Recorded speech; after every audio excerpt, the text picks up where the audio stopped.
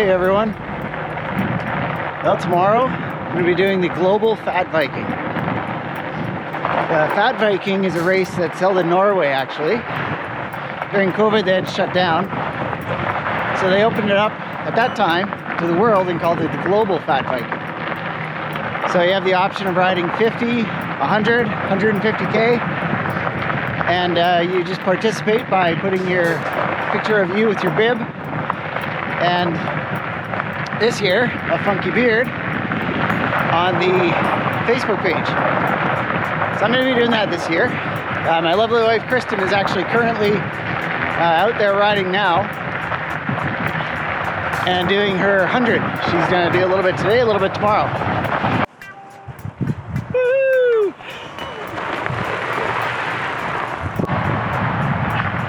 Almost done. Woo! So far this week, we've been having really good weather. It's been quite warm and quite nice. But just tonight, it's supposed to drop down to pretty cold, down to about -20. And the wind is supposed to pick up. So we're going to be having about 35 kph winds, kilometers per hour. So it's going to be a challenge. I'm choosing to do 200 kilometers. So if you're in America, that's 125 miles. And with this wind, it's going to be a pretty big challenge. My route takes me on the gravel roads of Alberta, and it's pretty wide open, so this wind is really going to blow me around. Probably be the biggest challenge of the trip. So let's dive into what I'm going to bring to make sure I'm prepared for this trip. There's a saying out there's no bad weather, just bad gear. So I want to make sure I'm prepared for when I go out there. So let's start in with my clothes and see how I'm going to get ready for this trip. All of the clothing I have is either going to be a synthetic or merino wool. The idea being that it wicks the moisture away from you and you can hopefully dry out a little bit. You're going to be sweating obviously when you're out riding your bike. So you want to make sure that moisture gets off your skin and can kind of get out to the outer layers of your clothing. So let's dive into it. I'll start from the inside and kind of work my way out, and I'll show you what I'm going to wear on this trip. Okay, on my lower body, first thing I'm wearing is my Nike Pro underwear. On top of that is a midweight fleece pant. On top of that is a light shell pant that's got a little bit of a stretch to it. On the upper body, I've got a light base layer, long sleeve, merino wool polyester. On top of that, I have a Swix midweight base layer, again, fairly light. On top of that, I have a button-up Columbia shirt. The only reason I'm bringing that is because of the pockets, so I can keep things close to my body, like the GoPro batteries. On top of that is my North Face puffy coat. Thermal ball works really well. And on the outermost layer is going to be my shell coat. So it's a soft shell. Not waterproof, but blocks the wind. Between my puffy coat and my shell, I'm going to have my hydration pack to try to keep my water from freezing. Now we are going to move on to the feet and hands and head. Starting at my feet, I'm going to wear against my skin my Bontrager waterproof socks as a vapor barrier. On top of that is going to be my wool socks. They're midweight wool sock. Then I got my Mark's Worker House Special liner boots to put on top of that. I'm going to have toe warmers to make sure my feet stay warm as I go. Then on my head, I have my face mask, my balaclava. Then I'm going to have my red toque on top of that. Here in Canada, we call it a toque. In America, you might call it a beanie. And then I have my helmet on top of that. If you notice, there's also a headlight on there too. My hands, I've got a pair of nitrile gloves that I'm going to wear as a vapor barrier for my hands. Then on top of that, I got some light gloves to wear. It is going to be pretty cold, so I'm going to bring some extra things. I'm going to bring my extra bigger gloves, just in case I need those. Bringing a lightweight neck warmer, just in case it gets too warm. Kind of doubt that, but just in case. And then I've got a heavier neck warmer that I'm going to put on just in case if I have to stop for any reason, if something goes wrong and I got to get picked up, I could put that on as well. So that's going to be there as my backup plan.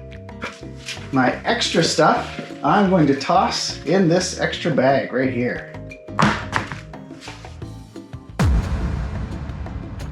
All right, so now let's dive into food. When you're doing 200 kilometers, sometimes it's difficult to know how much food to bring. What I'm doing is I kind of work backwards. I kind of see how long this ride's gonna take. Fat bikes are slow. I got 200 kilometers to go. If I average out about 15 kilometers an hour, that's gonna take about 13 hours, a little bit more. So if we round that up to 14 hours, and I assume that I'm gonna eat about 250 calories per hour. 250 times 14 gives me about 3,500 calories. That's what I'm gonna start with and work with. Ready I have right now is 2 Cliff Bars. Then I have these waffles here, these little Stinger waffles. I've got hot rods. I've got these little Exact bars. I got these old fruit bars. Then I have essentially my treat. These are my sandwiches. I got some almond butter on there. I got some jam on there, some blueberry jam. I'm gonna put pretty much all that stuff in my feed bags here. Okay, let's talk liquids. So I'm bringing my Camelback, 750 milliliters with 4 scoops of Tailwind, 2 scoops of each of the flavors there. I got the flavorless naked one, and I've got the green tea buzz. I've got 500 milliliters in my thermos with some coffee mixture there. And then I've got 3 liters of water in my hydration pack. So hopefully that's gonna last me for the whole trip. So total, I'm gonna have 3,540 calories. I'm gonna be bringing about almost 4 liters of liquids with me. All right, so let's move on to some of the gear and make sure I got enough tools, backup stuff to make sure I can go on the road. And if something happens, I can hopefully self-rescue and keep on riding and finish this ride. They say that you pack for your fears. For some of my tools here, I've got a massive crescent wrench and a cassette tool. That's packing for my fears. I've had an issue with my cassette unthreading. So I'm packing that just in case. Got some spoons for changing the tire, got a chain breaker, got a puncture kit, got some duct tape on a pencil, zip ties, extra brake pads, got some valve stems, got a multi-tool, puncture kit, Leatherman tool for some pliers and knives if I need it. I got a valve core removal tool, some extra chain, a spoke tool, and extra cleats. Which is kind of funny because I'm wearing platform pedals. But this is my toolkit that I bring everywhere, so it works for every trip. Then I've got my pump. I've got a light, pretty bright, lasts a long time. Got some extra Velcro straps that come in handy. I got a bunch of toe warmers. I'm gonna be putting those on as I ride, exchanging them as they run out. Then I've got my Garmin computer. That's what I'm gonna use to navigate with and record the ride. Then I have my spot tracker for emergencies, and also Kristen can track me with that. And I've got a power bank for my Garmin. That's gonna power my bike computer. I keep that in my Pogi and plug it into my Garmin. And then I've got a spare inner tube. So let's get rid of the tools. And we'll switch out the stuff that's gonna go on the bike with my water bottle. So I'm keeping all this stuff in my frame bag. So let's pack that away. All right, here's my trusty steed that I'm gonna take to ride 200K. It is a Trek Farley Carbon. I've got 45 North Dillinger, 5-inch studded tires. Got a 12-speed drivetrain. Got a rear light that I'm going to keep on all day. I have a second rear light that I'm going to turn on just at night. I have my frame bag with my battery pack for my light in there. Got my 45 North Cobra Fist Pogies. I have my Thief watering hole feed bags. On the left I got my snacks. On the right I've got my coffee. I've got my Garmin that I'm going to use for navigation. And I've also got my front roll with my extra clothes. And I've got my Magic Shine light that I'm going to use. That is going to keep me going for this whole ride. I am ready to roll.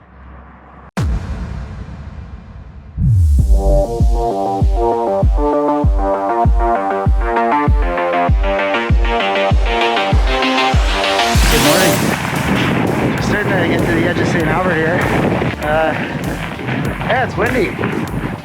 Pretty steady northwest wind, so I'm doing a counterclockwise loop. So I'll be going into the headwind and partially a bit of a tailwind for the first bit. And then the whole idea is to have a tailwind on the way home. So yeah, feeling pretty good. My clothes are working well. I feel pretty impervious to the wind. Oh, that's not good. The road that I plan on going on is closed. I'll have to find a detour, no big deal. But yeah, let's figure that part out.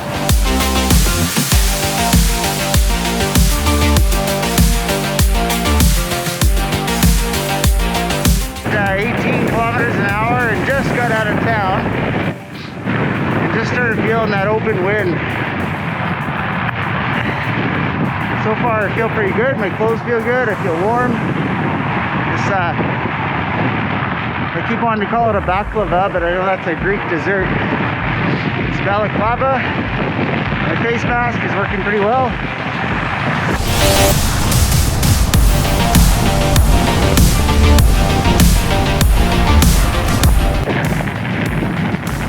Sun's starting to come out.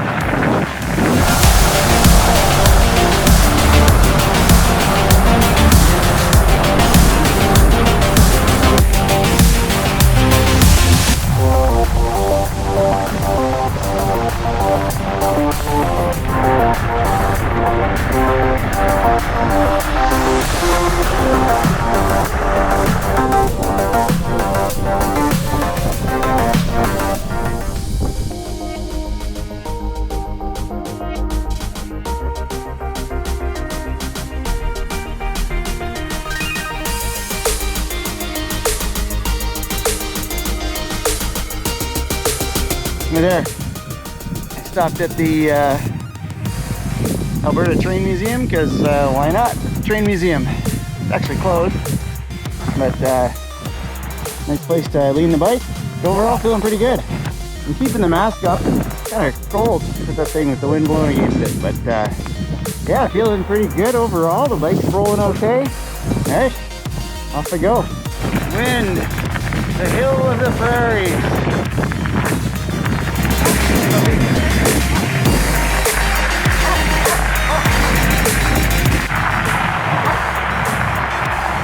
Alberta prairies, horses and dogs.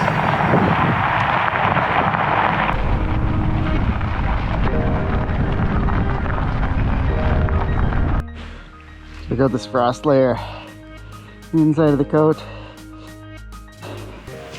My tailwind mixture is getting a little bit slushy.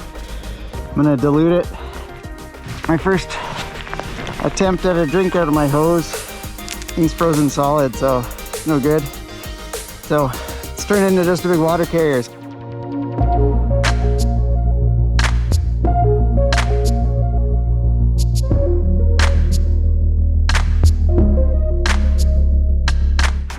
Sandwich break. I'm about 74k in. Wind is still pretty challenging, but managing okay.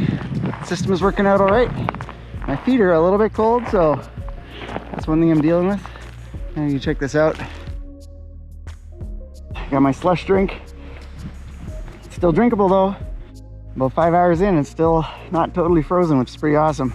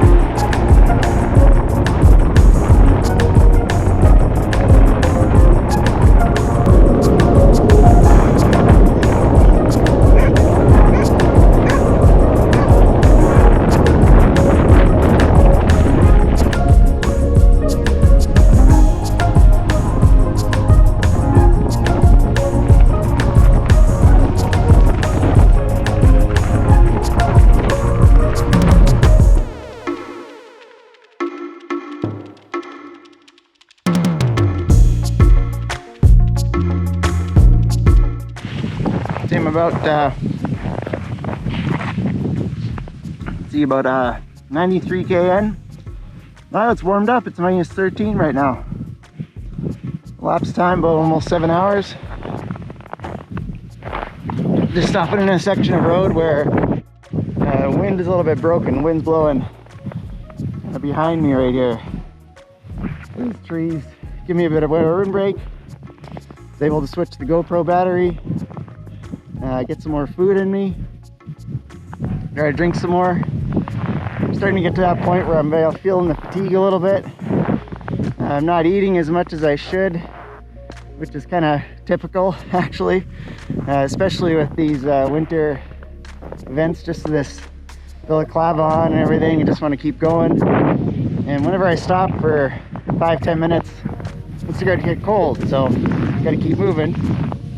So it makes it a challenge to eat, but got to do it. Got to keep the fuel up so I can keep my energy going. But yeah, everything's going pretty well so far.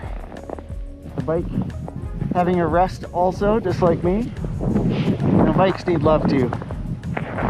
All right, fingers are getting cold. I'm gonna get moving again.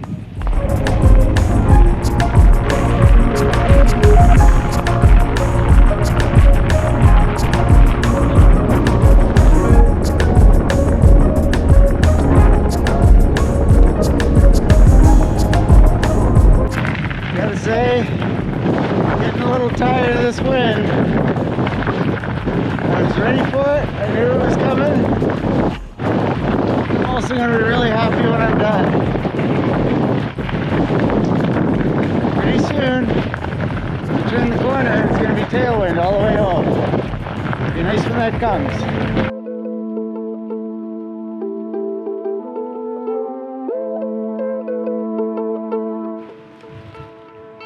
Sandwich number 2. Woo! I'm at 109 kilometers, so I'm past halfway, which is pretty awesome. It's about minus 15. This wind is pretty tiresome. Is a good word for it. Making through it. So, and once I pass the next highway, I got one little bit of north and one little bit of west, which is headwind. Then after that, it's kind of smooth cruising all the way back home. I start going south, and then I have to go east to get back home. The wind's from the northwest, so those are both tailwinds. So I'm gonna enjoy my sandwich. Signing out.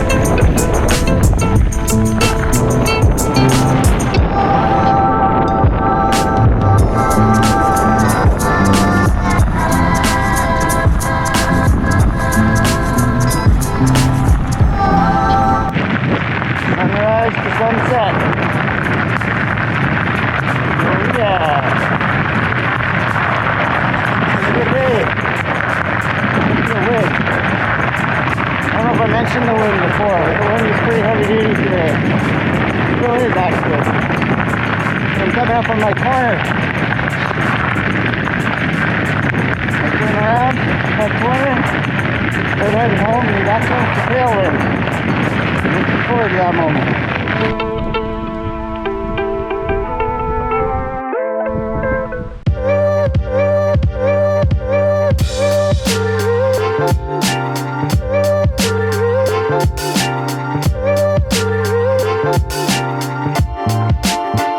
I just had the most huge attack of I got to eat everything in my bag. So I ate everything in my pockets. I don't know, I had like 7 or 8 snacks, but I feel great. I just had some coffee, which was incredibly awesome. So I'm going to keep rolling. I'm at 143K, still minus 18, minus 19. Wind is still crazy, but I've only got one stretch left of west. And then I'm going to be going south all the way Home stretch, almost there. We just turned the corner. Woo!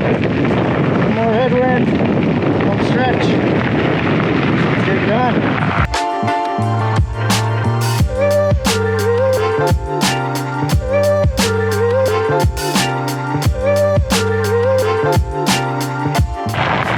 And the home stretch. I got 180 kilometers right now. The last 30 or 40 was way faster than the last 30 or 40 before that. We're almost done. Woo! Be nice when I'm finished. Be a nice warm house. Take a nice warm shower. See you in the picture. Alright, so I'm like 188 from home. Felt a little hungry still, so I had some couple snacks and downed my coffee, which was still warm. It was awesome. So I'm on the home stretch. Woo!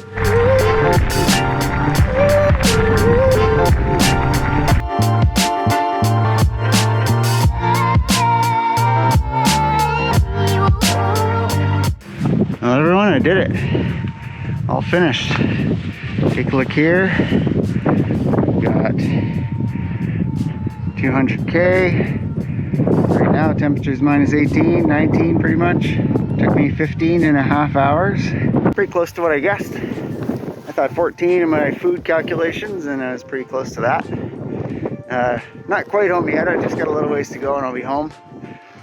So not quite in a nice warm place, but I am basking in the warmth of this Canadian institution, Tim Hortons. So that's close enough for now.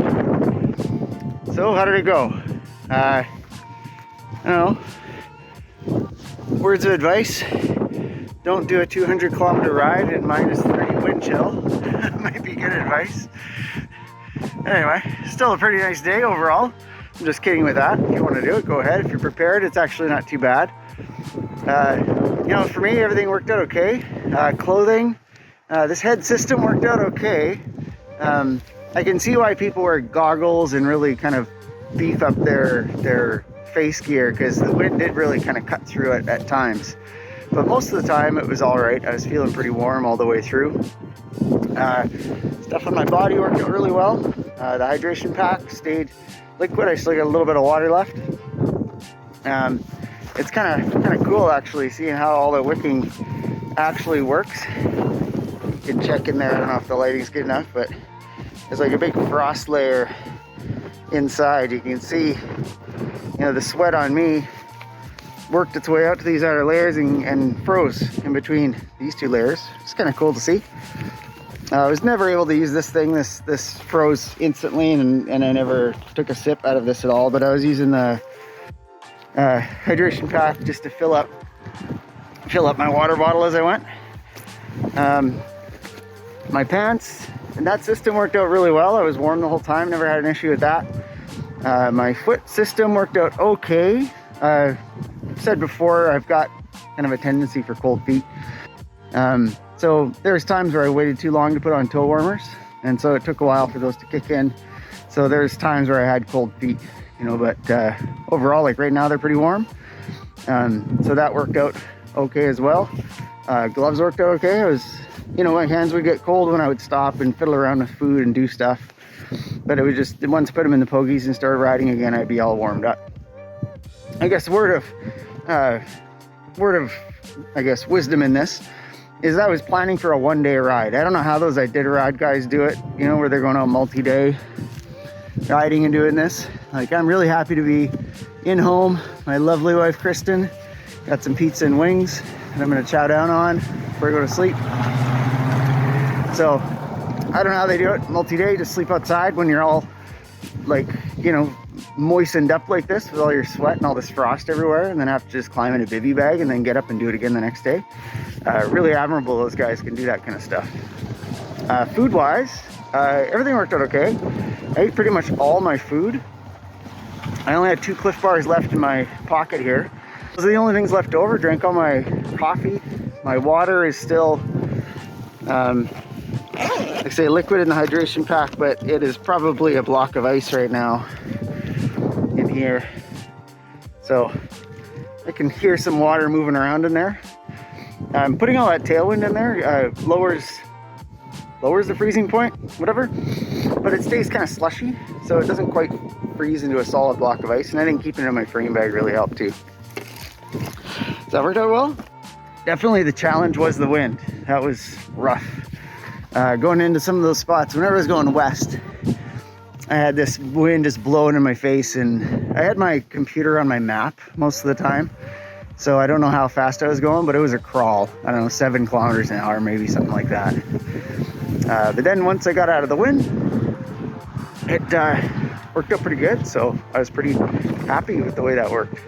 But yeah, that's it. If you have any questions or comments, those in the comments below. I'll try to answer them as best I can.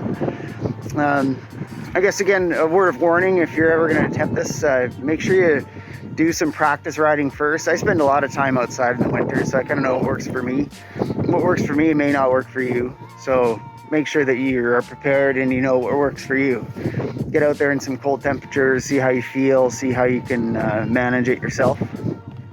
But it's very valuable to do it yourself and really experiment. Just don't go off YouTube videos and stuff you find online and just go out on a multi-day trip in -20, because you'll probably hurt yourself or something like that. But yeah, that's it. Signing off. Like I say, thanks for watching, and give me any comments or questions if you have any.